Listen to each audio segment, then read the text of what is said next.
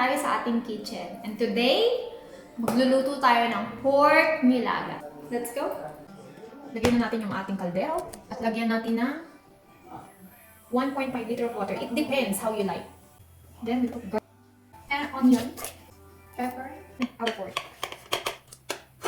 Pakuluin lang natin siya hanggang lumambot. Pwede rin kayong gumamit ng pressure cooker.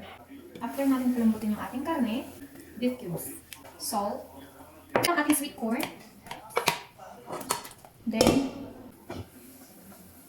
next natin ilagay ang ating potatoes. Simmer lang ulit natin siya for 7 minutes. Lastly, ilalagay natin ang ating